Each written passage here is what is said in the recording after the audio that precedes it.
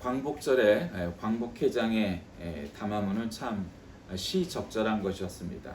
물론 일부 극우파는 반발을 했고 특별히 제주도지사는 읽다가 나가버리는 해프닝을 벌이기도 했지만 작금의 사태에 대한 정확한 진단이 있었습니다. 그리고 지금은 아니지만 예전에는 독립운동을 실제로 하셨던 분들의 광복회장을 다 역임하셨고 그분들의 뜻을 받드는 사람들이 있는 광복회야말로 정치적인 단체가 아니면서도 가장 우리나라의 애국적인 단체입니다. 우리 화폐 도안에 독립투사들이 없다라든지 역사인식이라든지 여러 가지 측면에서 아주 건강하고 건전한 그런 내용들이 있어서 우리 국민들이 그의 연설문을 한번 꼭 읽어보는 것이 중요하고 필요하리라고 생각합니다. 바른 역사관, 바른 정치관 이런 것들을 바탕으로 하여서 우리가 나아갈 바를 그리고 이 시대의 문제점들을 정확히 짚고 있기 때문입니다. 우리가 바른 가치관, 바른 신앙관 이런 것들을 가져야 되는 까닭은 우리가 일을 당할 때마다 어떤 일이 생길 때마다 그 일들을 어떻게 바라보고 어떻게 분석하고 해석하고 그래서 어떠한 대안을 내놓느냐 하는 일련의 그러한 프로세스를 전부 다 결정하는 것이기 때문입니다. 그러니까 가치관 혹은 신앙관 이런 것들이 우리에게 중요하죠. 신앙의 본질이라는 제목을 잡았는데 저는 이 제목을 설교 제목으로 아주 많이 잡는 편입니다. 근데 오늘은 그 신앙의 본질 중에서도 무슨 문제를 얘기하려고 그러냐면 안식일과 주일의 문제 그리고 또 그 안식일과 주일이 우리에게 주는 신앙의 어떤 본질적인 측면이 과연 무엇이냐라는 것을 우리가 깨닫고 그대로 살아야 된다라는 말씀을 나누고자 합니다. 구약 성경에 보면은 수도 없는 율법이 있죠. 그래서 그 율법을 다 기억할 수도 없고 알 수도 없으니까 십계명이라는 걸 허락하셔서 그 모든 구약 율법의 대강이 그러니까 다시 말하면 가장 큰 덕목이 10개다. 그래서 십계명을 주셨죠. 근데 그 십계명이 1계명부터 3계명까지가 하나님과 인간과의 관계를 그다음에 5계명부터 10계명까지가 인간과 인간의 관계를 말했는데 4계명이 안식일에 관한 문제예요. 그러니까 다시 말씀드리면 우리가 수직적인 즉 하나님과 우리의 관계 그 다음에 수평적인 인간과 인간과의 관계의 그 꼭지점 그 교차점 그 포인트가 바로 안식일이라는 거죠. 그만큼 안식일은 하나님과 우리의 관계 또 인간과 인간의 관계에 있어서 가장 중요한 핵심이 되는 요소다. 그래서 제가 요즘도 유태인들이 안식일을 지키기 위해서는 목요일 날 전날 밤에 불을 켜둔 거를 금요일 날 불을 스위치를 안 올린다고 그랬어요. 왜냐면 토요일 날 금요일 날 저녁에 그래서 그러니까 토요일이면 안식일이니까 저 스위치를 켜면 이게 일을 하는 거다 말이에요. 왜냐면 전기를 발생시키니까. 그래서 그걸 미리 켜둔다고 했어요. 밥도 불을 켜면 안 되니까 미리 전날 해둔 빵을 먹는다고 했어요. 아주 그냥 정통적인 아주 보수적인 그러한 원리주의적인 유태인들은 지금도 그렇게 산다는 것을 여러 번 말씀을 드렸습니다. 그 이유가 다 뭘까요? 안식일 때문입니다. 그런데 오늘 문제가 하나 생겼습니다. 안식일이었는데 마침 그 밀밭 사이로 지나가던 예수님의 제자들이 너무 배고팠나 봐요. 그러니까 우리가 지금처럼 하루 3끼를 갖다가 온전히 다 차려 먹고 배달시켜 먹고 이럴 수가 없었으니까 예수님의 제자들이 너무 배고파서 이삭을 잘라 먹는 일이 생겼습니다.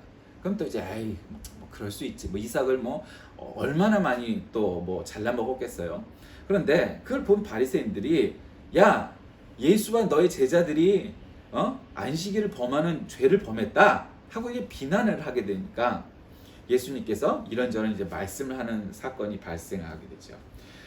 원래 안식일이라는 말은 쏴바트라는 말인데 이 쏴바트라는 말은 노동으로부터 쉰다, 그친다, 옮긴다 하는 뜻의 동사인 쏴바트에서 시작한 건데 그래서 이제는 안식, 휴식, 쉼 이러한 의미를 갖는 말로 이제 발전하게 됩니다. 그런데 이 안식이라는 것은 단순한 중지를 의미하는 것이 아니고 우리들의 심신이 다 그 일을 그치고 나서 쉬어야 된다는 거죠. 안식을 해야 된다는 거예요. 근데 그게 그냥 잠만 자고 퍼질러 있으면 그게 휴식이 아니고 안식일의 가장 첫 번째 되는 덕목은 하나님께 예배드리는 제사드리는 일이 이 구약성경 시대 때 가장 중요한 거예요. 그게 가장 중요한 안식이라는 거죠. 그래서 원래 안식일의 기원은 하나님이 창조하실 때 6일 동안 창조하시고 제7일 날 쉬셨던 그 날서부터 안식일의 기원이 시작이 되고 개념도 그때부터 시작이 되죠. 모세 율법에서는 안식일에 대한 규정이 아주 간단하게 설명되어 있습니다. 뭐 7일째 되는 날에 지켜야 했고 모든 사람 곧 종이나 육축도 어떤 사람도 그날은 아무 일도 하지 말라고 말을 했습니다. 이 안식일이 왜 또 중요하냐면 이 안식일 다음에 7일이죠. 그러면은 이 안식일이 더 발전하면 안식년까지 됩니다. 그러니까 농사 짓는 땅도 6년은 일하고 1년은 휴지기를 둬서 그 땅을 쉬어서 그 땅의 지력을 높이게 하는 그런 일이 있었죠. 그럼 77이 49에서 그 안식년이 7번 되면 희년이 옵니다. 즉 가난해서 나를 팔아갖고 자식을 팔아갖고 종이 되었던 자들도 49년 되는 희년이 되면 그 종에서 해방을 시켜주는 것이 이스라엘법이에요.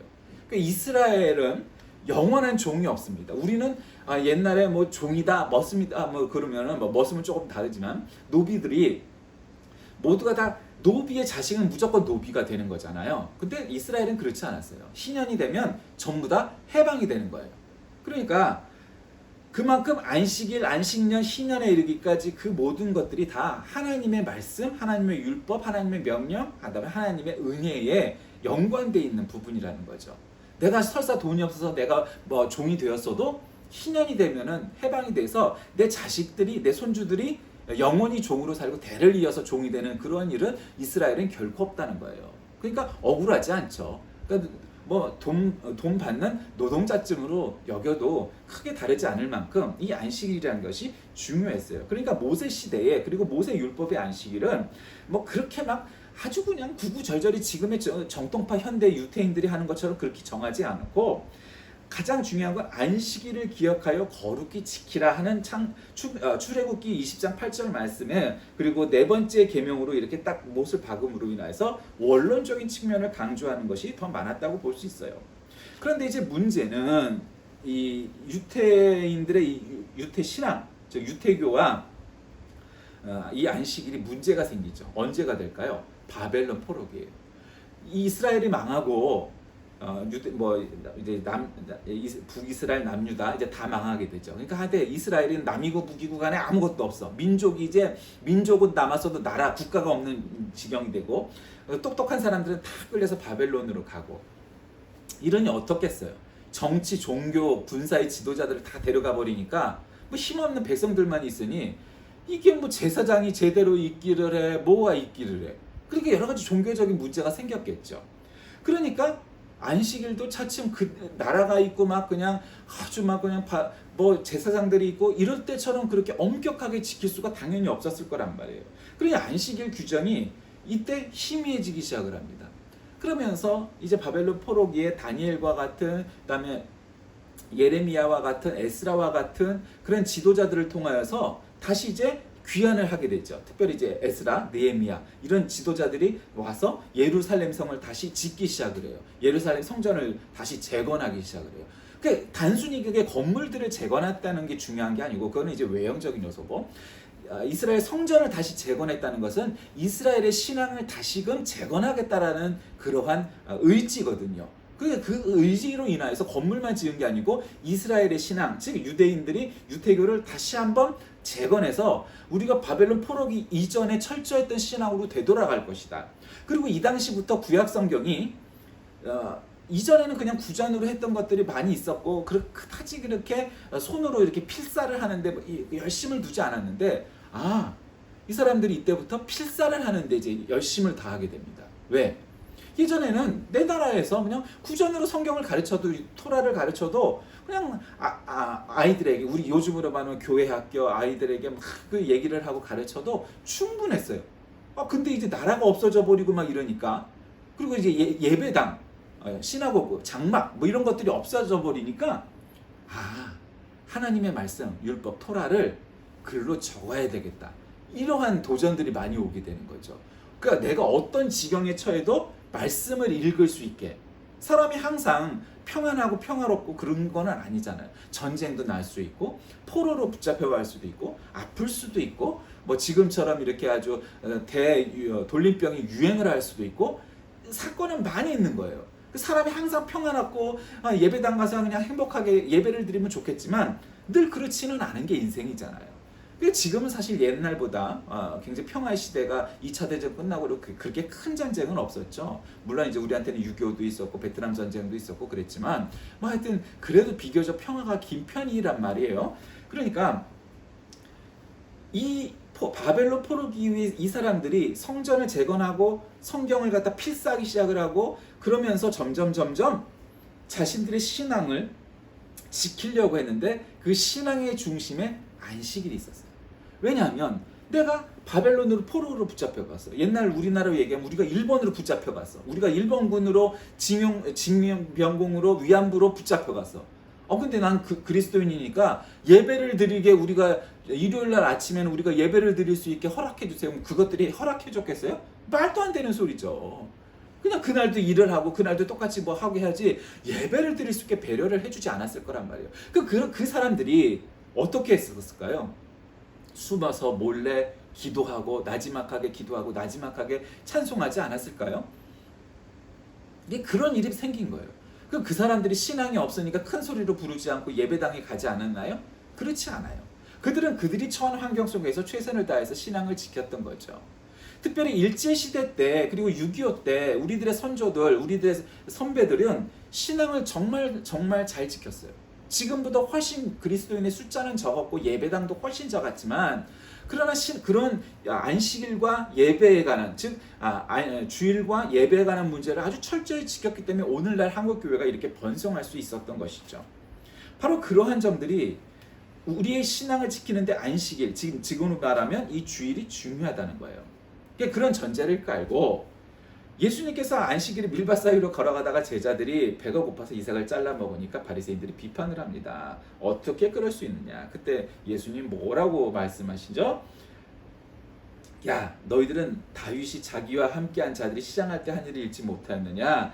하나님 전에 들어가서 제사장님이나 먹는 진설병을 먹지 않았느냐? 그건 율법을 어겼다. 그래도 하나님의 종이었던 다윗이 자신들의 군사들을 먹인 일을 가지고 율법을 어겼다 얘기할 수 없다 이렇게 말하는 거예요. 사실은 원론적으로 보면 도망다니는 한마디로 소위 패주 같은 입장이죠. 패주는 아니지만 반역 혁명군과 같은 존재잖아요.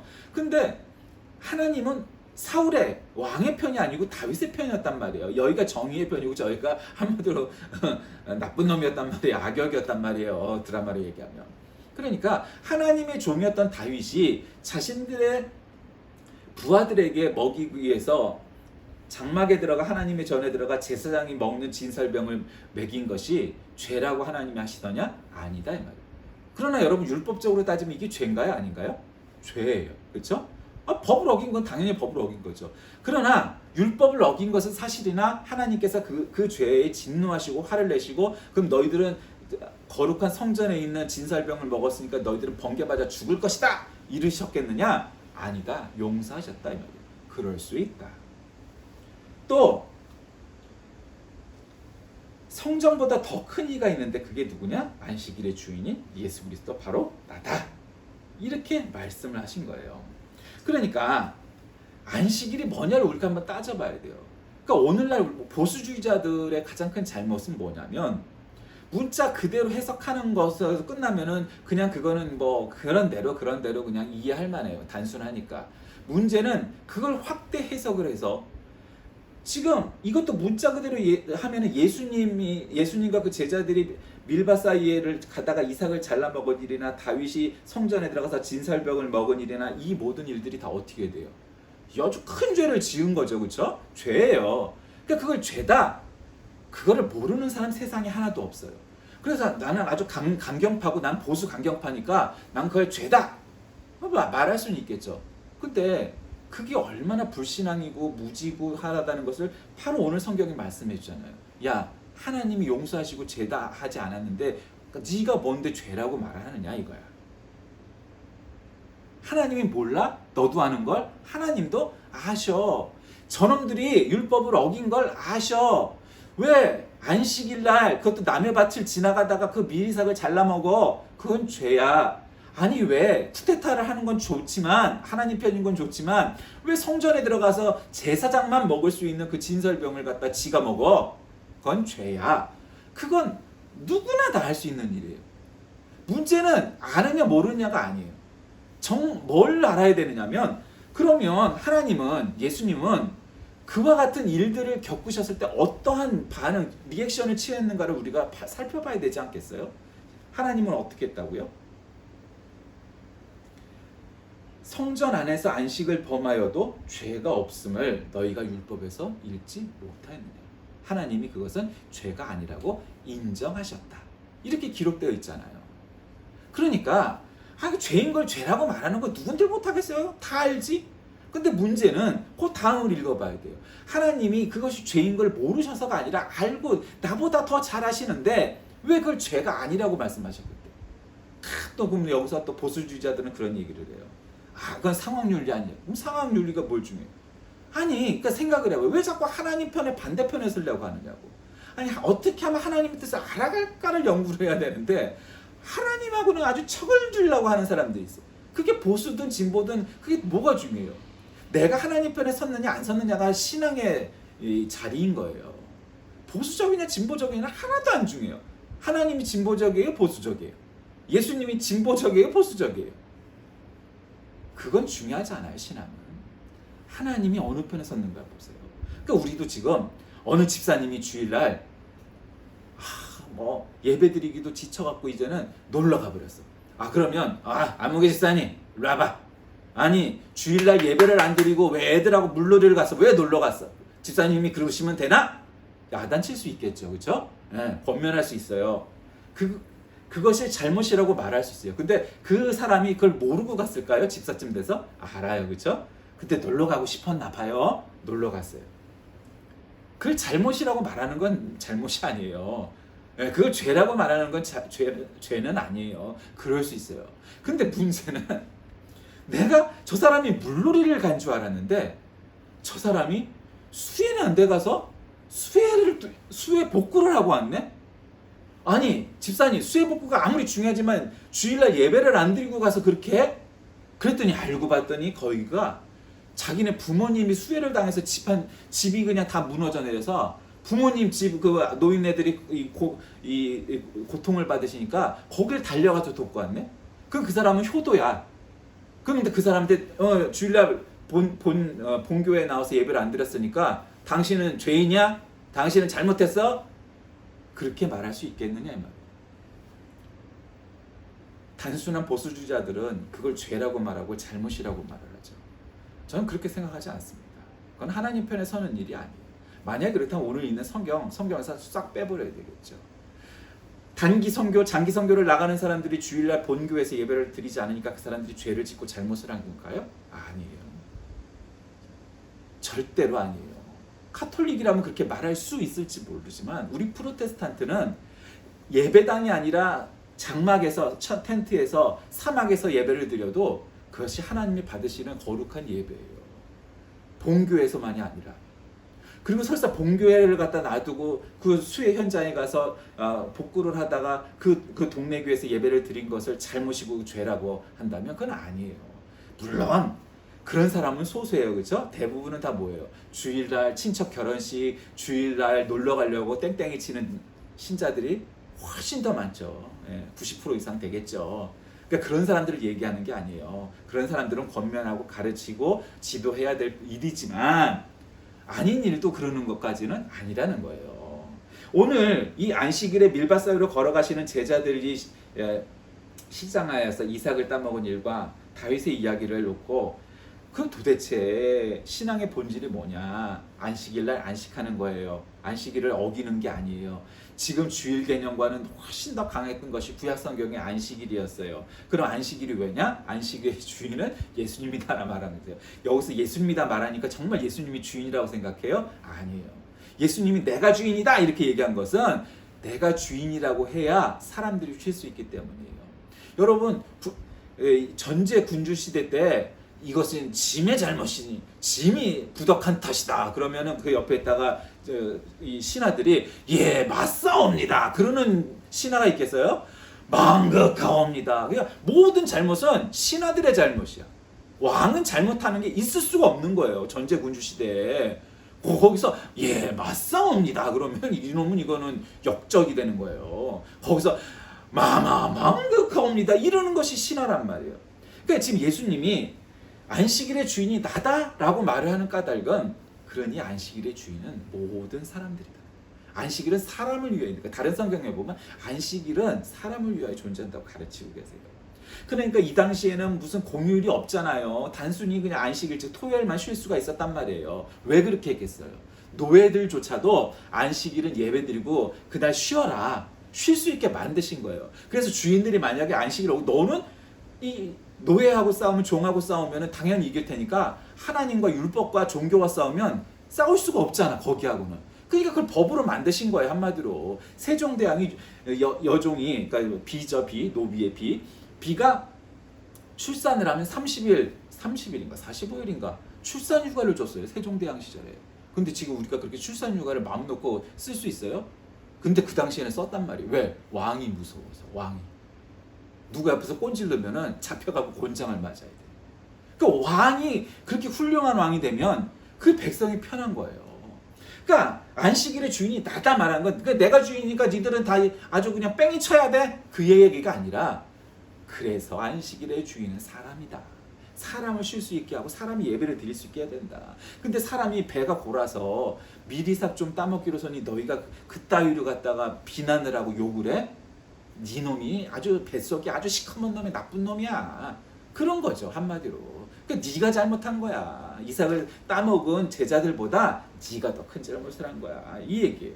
물론 진설병을 먹은 다윗의 이야기에 그것이 알려졌을 때 제사장들이 가만히 있었겠어요? 아니, 이 거룩한 진설병을 제사 때나 먹을 수 있고 제사장만 먹을 수 있는 이 진설병을, 응? 지금으로 얘기하면 우리가 성만찬 때 떡을 나누잖아요. 응? 그 떡을 먹어버린 거예요. 아니, 이놈들이 어떻게 성전에 들어와서 그럴 수가 있어? 당연히 안 되죠. 훔쳐먹은 건데. 아니, 종교를 두치고 남의 거 훔쳐먹은 거 아니에요. 예배당에 들어와서 군사들이. 그냥 안 되죠. 그런데 또 하나님은 용서하셨대요. 왜 용서하셨을까요? 그 하나님이 성경에, 특히 구약 성경에 어떤 거는 이런 죄들도 용서하신 것도 있는데, 어떤 거는 조금 그럴 수도 있을 만한 것도 아주 엄하게 하시는 걸 봐요. 그러니까 그런 내막을 보면 알만한 놈이, 해야 될 만한 놈이 죄를 짓고 잘못을 저질렀을 때는 엄격히 가르치지만, 에휴 저게 오죽했으면 저랬을까 하는 놈이 그러면 하나님도 대체로 또 용서를 해주시는 걸 보게 돼요. 그리고 뭐 과정과 목적과 뭐 뜻과 여러 가지를 다 고려하셨었죠. 다만 중요한 것은 우리가 그것을 분석하는 것도 성경 공부를 하면서 필요하지만, 그렇게 깊이 들어가고 성경 공부를 하기 이전에 왜 하나님이 그러셨을까를 이해를 해야 돼요. 그리고 우리가 하나님 편에 서야 돼요. 그런데 반대편에 서는 건 하나님이 기뻐하시는 일이 아니야. 그거는 반신앙, 비신앙적인 일이고 적그리스도적인 일이야. 우리가 그걸 알아야 돼요. 우리가 입으로 복음을 얘기하고 입으로 뭐 성경을 얘기한다고 그것이 복음적이 되는 게 아니고, 가만 보면 여기서 당연히 이 사람들 갖다 꾸짖고, 야 너희들은 왜 말씀대로 율법대로 안 살아? 그건 얼마든지 할 수 있죠. 그건 누구나 다 아는 얘기예요. 그런데 오늘 하나님과 예수님은 그렇게 하시질 않고 그들을 다 용서해 버리셨어요. 그 이유가 까닭이 뭘까요? 그게 신앙의 본질이에요. 뭘까요? 하나님의 은혜예요. 내가 무슨 잘나서가 아니고, 내가 무슨 선한 뭐 행동 때문이 아니고, 그저 나를 아무 이유 없이 사랑하셔서 우리를 구원해 주신 하나님의 은혜, 하나님의 자비예요.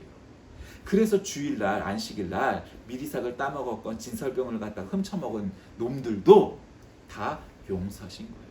그거보다 더한 일들도 하나님은 용서하실 거예요. 그러니 우리가 모두가 죄를 져도 전혀 관계가 없다, 이런 차원의 문제가 아니고, 얼마만한 죄를 지었는데 그래서 너는 내가 정죄를 하고 너는 내가 그냥 깍세려버리고, 그것은, 그런 일은 아무 의미가 없다는 거예요.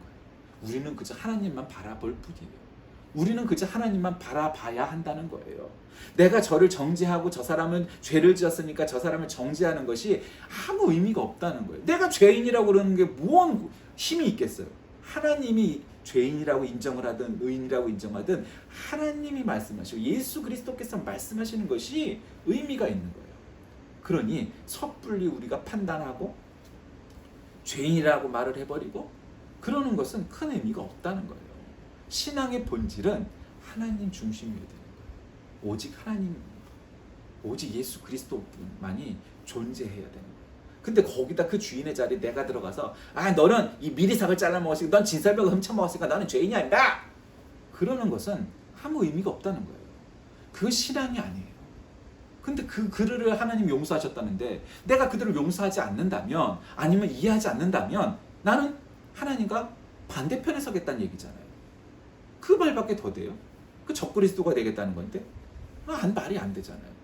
그런데 그걸 깨닫지 못하면 그냥 죄인이야 라고 말하는 것은 누구나 다 할 수 있는 일이에요. 그것으로서 우리가 신앙을 잃게 되고 그거는 신앙이 아니라는 사실을 이해해야 돼요. 예수님께서는 인간을 차별 없이 대하시고 억눌리는 자를 해방하시고 사단과 대적하시고 하는 이와 같은 일들을 다 하심으로 인하여서 정말 사람을 사랑하셔서 안식일이 사람을 위해 존재한다는 것을 가르치고 싶으셨던 거예요. 신앙은 인간을 위해 존재하는 거예요. 하나님을 위해 존재하는 게 아니에요. 인간이 구원받기 위해서 신앙이 필요한 거예요. 인간이 참 안식을 취하고 하나님과 교통하기 위해서 안식일이 필요한 거예요. 인간이 해방되기 위해서 신년이 필요한 거예요. 그 모두가 다 인간을 위하여 우리에게 존재하시는 예수 그리스도 하나님이세요.